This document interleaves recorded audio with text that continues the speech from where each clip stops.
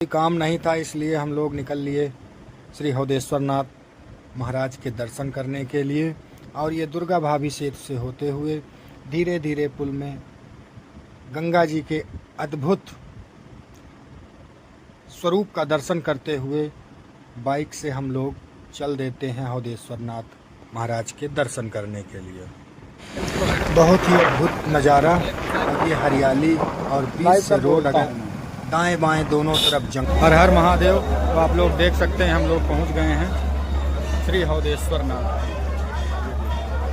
यहाँ का भव्य और अद्भुत नज़ारा हम आइए आपको दिखाते हैं। बहुत ही अद्भुत स्थान, बहुत ही सुंदर स्थान है। आइए हम लोग आपको। तो आज सोमवार का दिन था और काफ़ी भीड़ बाबा के दरबार में, बहुत सारे भक्तों की भीड़ दरबार में दिखाई दे रही थी। और सबसे विशेष बात ये थी कि बाबा के मंदिर के ठीक नीचे कलकल निनादिनी गंगा माँ बह रही थी। और गंगा का विकराल स्वरूप आगे हम आपको दिखाएंगे। और हम लोग भी अपने कपड़े वपड़े उतार करके रेडी हो गए गंगा स्नान के लिए। और ये देखिए गंगा का क्या स्वरूप दिख रहा है, कितना विशाल स्वरूप। ये कुछ लोग भाई जैसे ही गंगा नहाने के लिए हम लोग चले, ये देखिए हमको किसके दर्शन हुए, महादेव के। और महादेव को बड़े ही आर्त भाव से हमने पुकार लगाया। हर हर महादेव भोलेनाथ प्रभु प्रभु।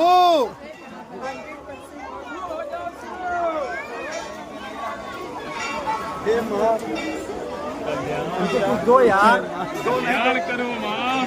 इस बालक को जल्दी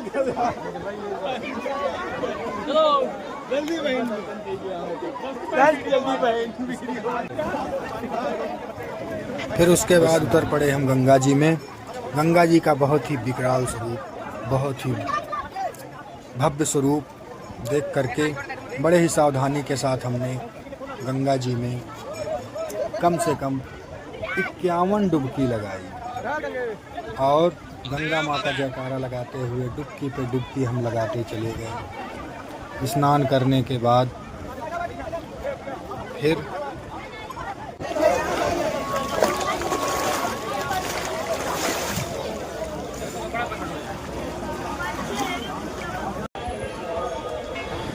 स्नान करने के बाद पंडित जी से हमने आकर के त्रिपुंड लगवाया, क्योंकि भोलेनाथ की पूजा, भोलेनाथ की आराधना त्रिपुंड के बिना अधूरी मानी जाती है। हमने भव्य त्रिपुंड लगवाया।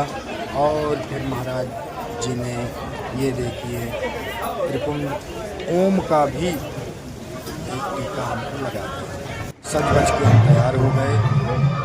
बाबा के दरबार में हमने गंगा जी से जल लिया और जल लेकर के चढ़ गए बाबा जी के दरबार में, बाबा को जल चढ़ाने के। चलते चलते काफ़ी भीड़ थी और इस तरह से हमने घंटा बजाया। घंटा बजाने के बाद आ गए बाबा के पास।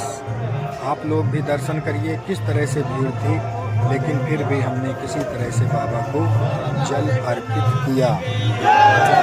और ये देखिए बहुत से लोग झंडे भी चढ़ा रहे थे, झंडा चढ़ा रहे थे, रहे थे। सब लोग अपनी अपनी भक्ति में अपने भव्य मूर्ति।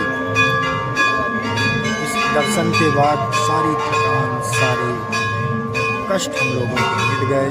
बड़े सुंदर तरीके से